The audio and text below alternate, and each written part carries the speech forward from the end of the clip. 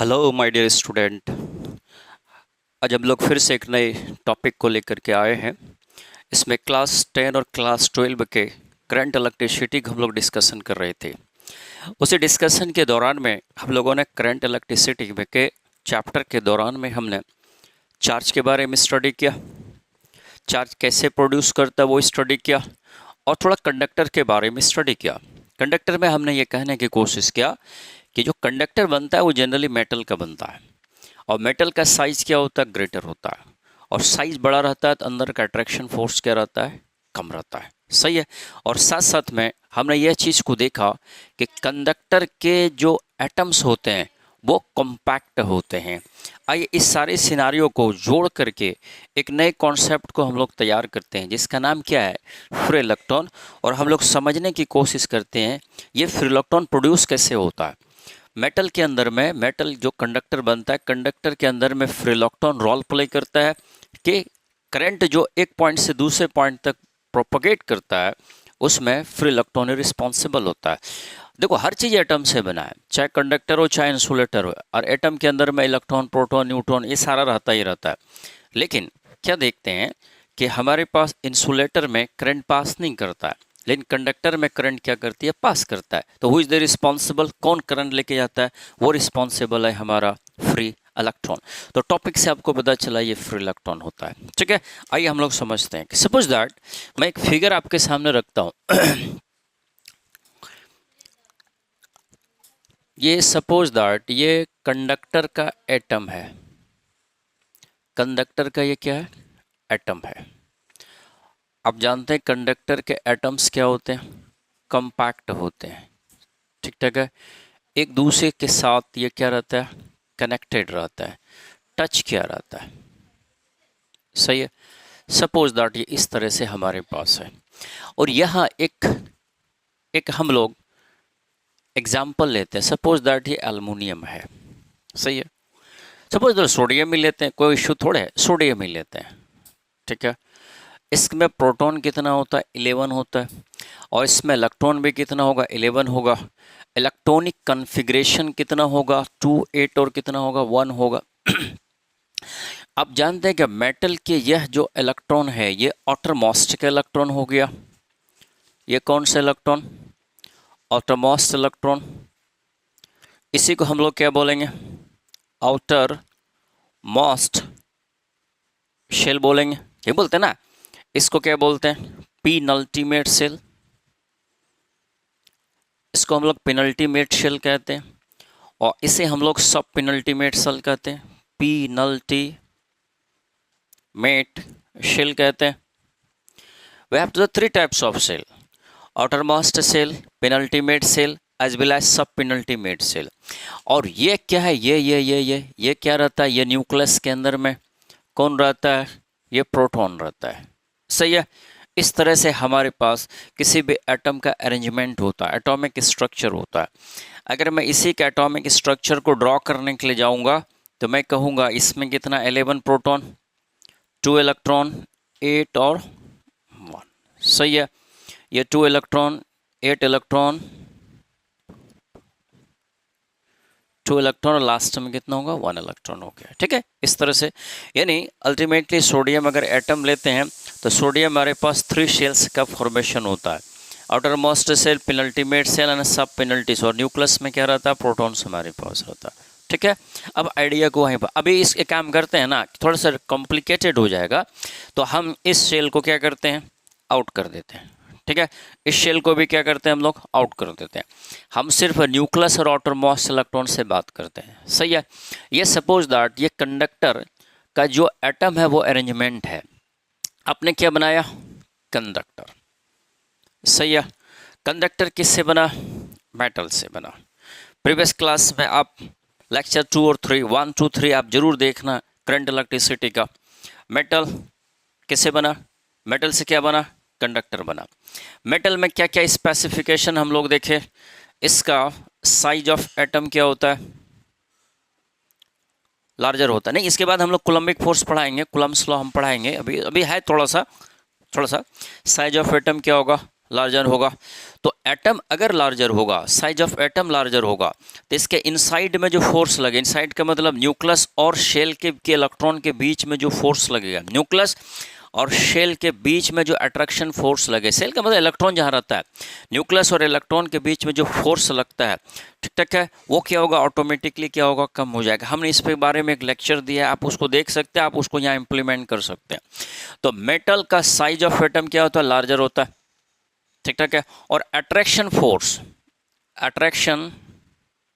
Force inside an atom is weaker, वो हम लोग पहले देख चुके हैं, कम होता है। और साथ साथ में मेटल के molecular atomic arrangement of metal, atomic arrangement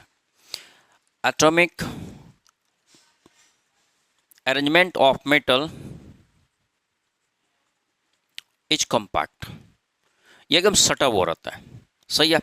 ये थ्री स्पेसिफिकेशन को आपको समझना पड़ेगा, सही है। अगर ये मैं यहाँ पर एक न्यूक्लियस को, सबको न्यूक्लियस को दिखाऊं,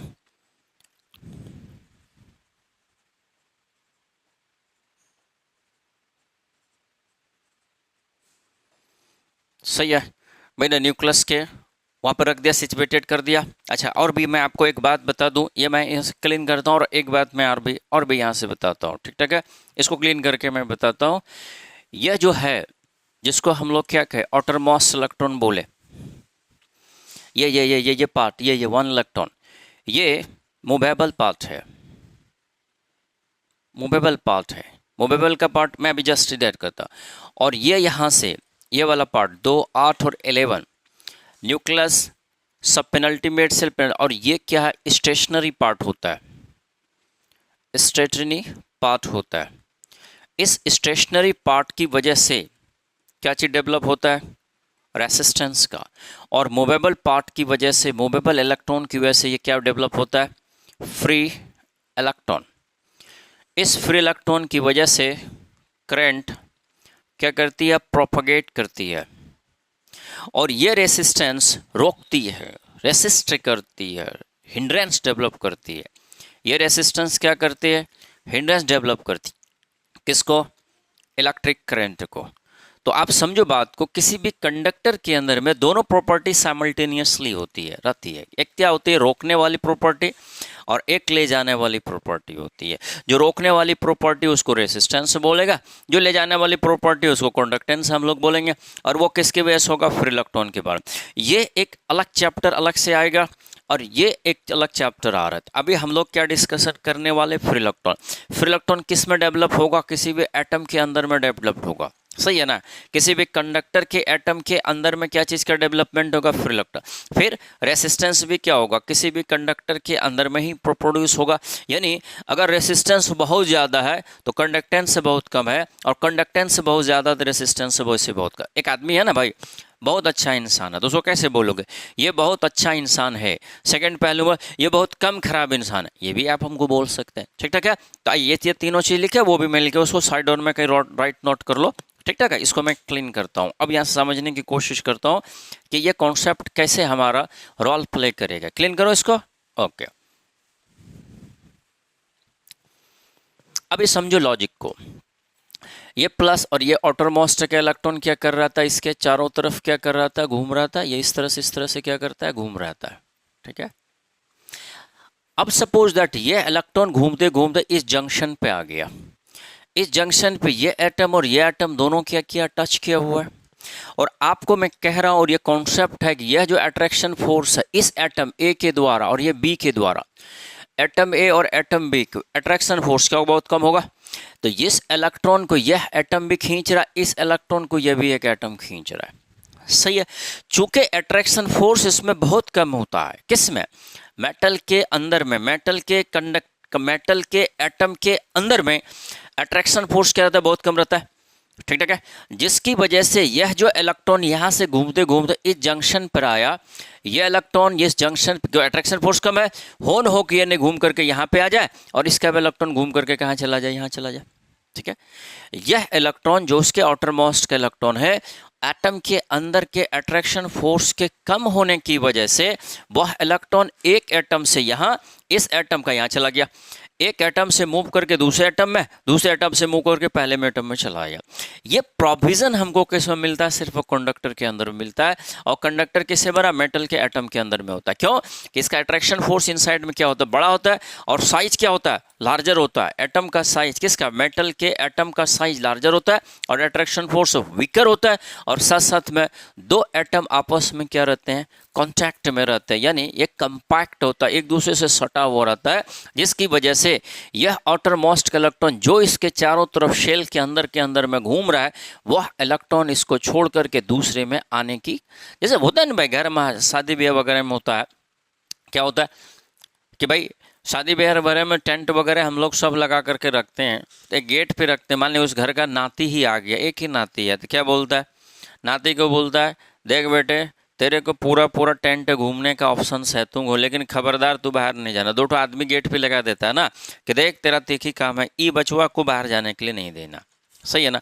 तो वो बच्चा क्या करता है? रैंडमली जिधर दिल करता उधर जाता है। भाई जिसके घर में शादी हो उसी के नाती है, तो कौन क्या बोलेगा? उसको दिल क्या उधर क्या, जहाँ जाने का मन उधर जा सकता है, वो रैंडमली जा सकता है, लेकिन वो कंडक्टर को छोड़ नहीं सकता। सही है? वो उस जगह को छोड़ नहीं सकता। वही सेम प्रोसेस ही चलता है कि यह जो कंडक्टर के अंदर का कॉन्सेप्ट है कि यह आउटर मोस्ट का इलेक्ट्रॉन यहाँ से यहाँ, यहाँ से यहाँ, ये पूरे के पूरे पाथ चल सकता है। इसी को क्या बोलते हैं हम लोग? Free electron. लिखेंगे कैसे? According to the modern concept, according to the modern concept, according to the modern concept, the molecular according to the modern concept, the attraction force atoms of metal, that तरीके, I'm sorry, size of atoms of a conductor is larger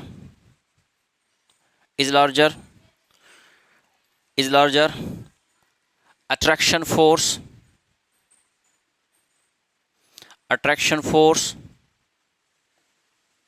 inside an atom is weaker as well as compact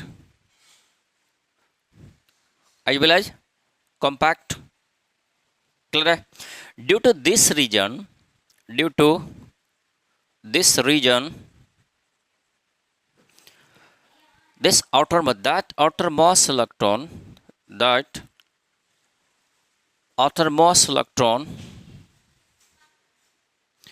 moves from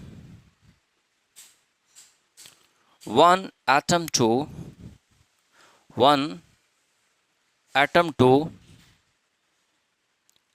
another atom in a whole of a conductor, in whole of a conductor in zigzag manner, in zigzag manner in zigzag manner, okay, whole of a conductor in zigzag manner, but can never to left the conductor is called free electron.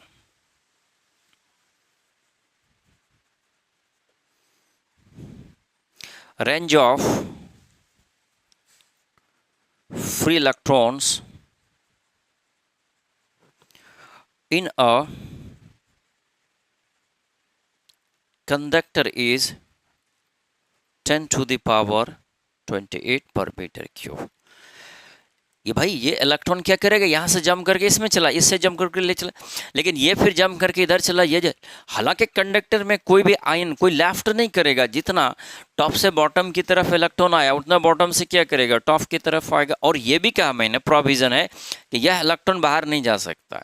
जब बाहर में क्या है भाई? बाहर में air के molecules है, एयर के मॉलिक्यूल्स है वैसे भी बैड कंडक्टर ऑफ इलेक्ट्रिसिटी होता है, तो वो क्यों, वो तो लेगा ही नहीं। क्लियर है ना, वो बाहर का इलेक्ट्रॉन एक्सेप्ट करने वाला चीज नहीं, कार्बन डाइऑक्साइड ये सब चीज क्या के लिए लेगा, ऑक्सीजन नाइट्रोजन यही सब चीज एटमॉस्फेयर के अंदर में। तो ये इलेक्ट्रॉन बाहर भी नहीं जा सकता, ये इलेक्ट्रॉन बाहर भी नहीं जा सकता है, बल्कि यह इलेक्ट्रॉन फुल तो इधर से इधर उधर से इधर, कैसे, एक फिगर के साथ, इधर आपने नोट किया होगा, इधर आप नोट कर ला इसको, ठीक ठाक है। वो कैसे जाएगा, एक मैं एक स्केच और भी ड्रॉ कर दूं।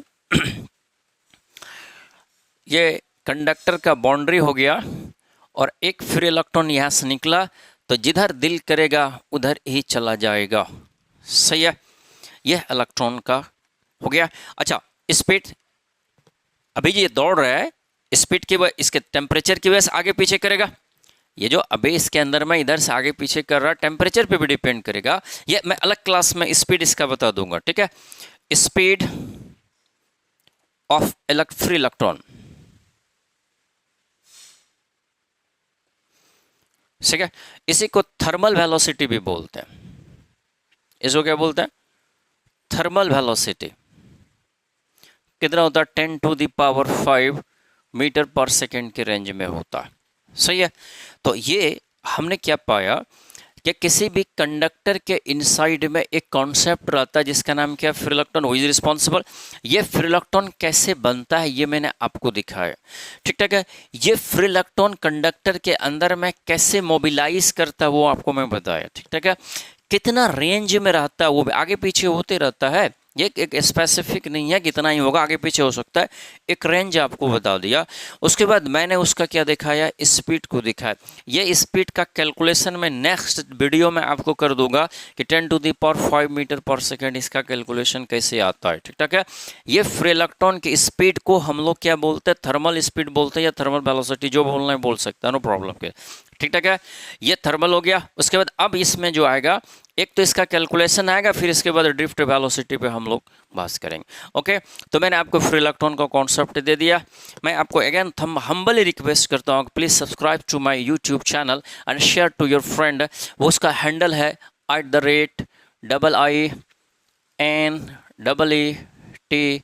@INEET physics. ओके, अपने दोस्तों में शेयर करें और मुझे कमेंट करके बताएं कि हमारा वीडियो किस तरह से आपके लिए हेल्पफुल रहा। Thank you very much.